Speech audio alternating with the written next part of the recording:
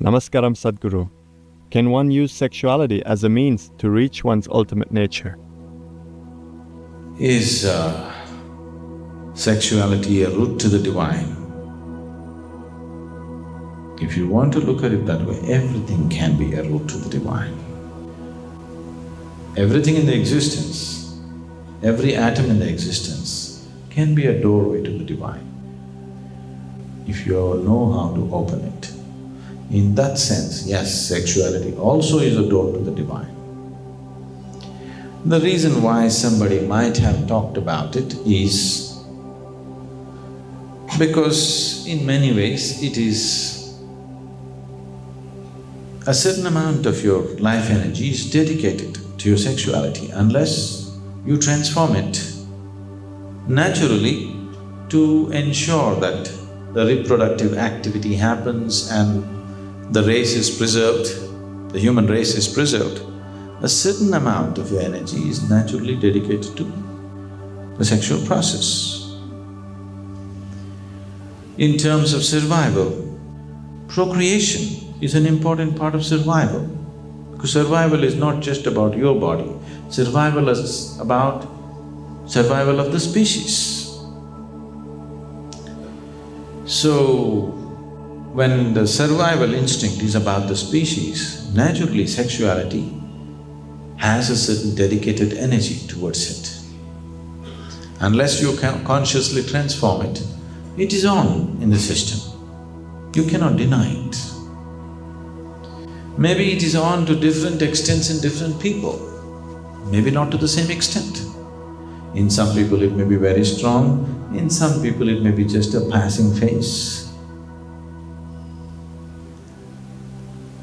So can we use sexuality as a way to the divine?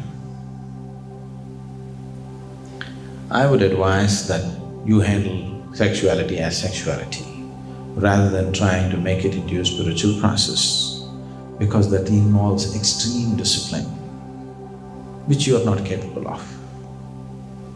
I would say most of you, almost all of you, are incapable of that kind of discipline which is needed, where a natural survival instinct is involved to bring the necessary awareness to that and take that natural instinct which is trying to fulfill one kind of purpose and to make it into an ultimate possibility. It takes much more than you think. Now, if you have no guilt problems about the basic biology of your body, you conduct it to the extent it is necessary for you as a person. You don't have to meet the social standards, nor do you have to compete with the stud farms around you. Yes.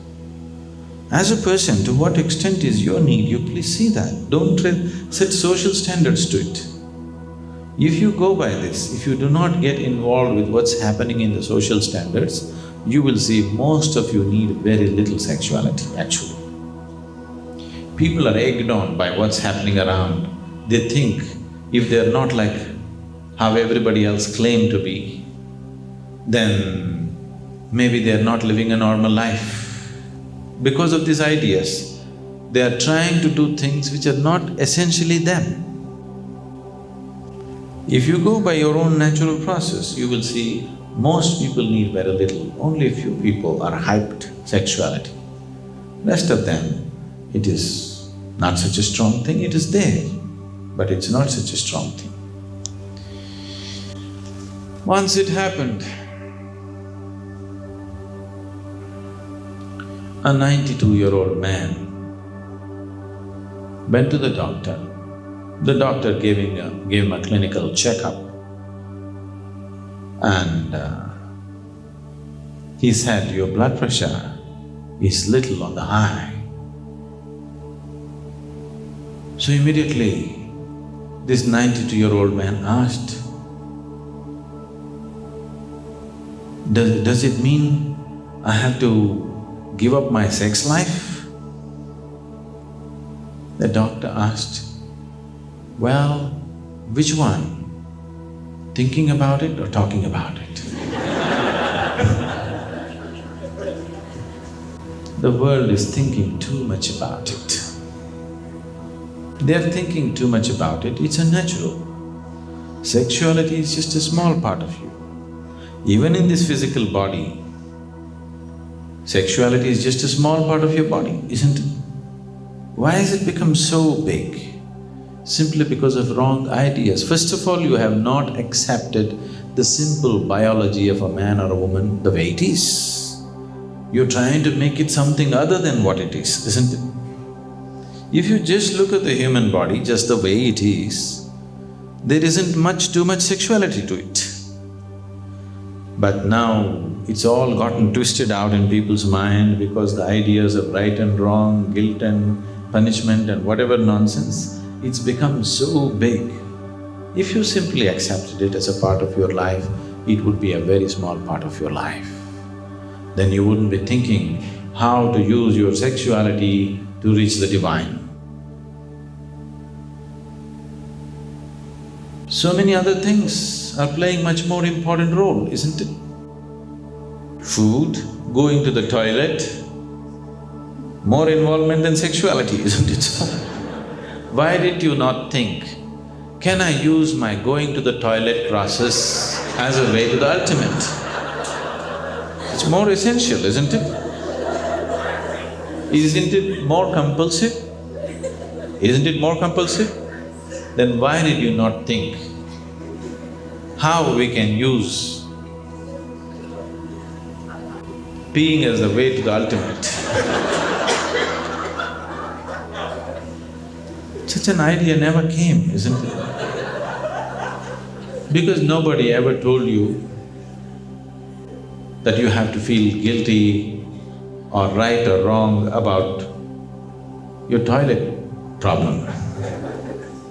This one thing they made it so much. The more they made it, the more resistance and more struggle in your mind.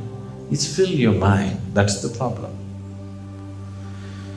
So if you ask me, there are so many other easier ways to do it. Why try to use sexuality as a way to the divine? You know, when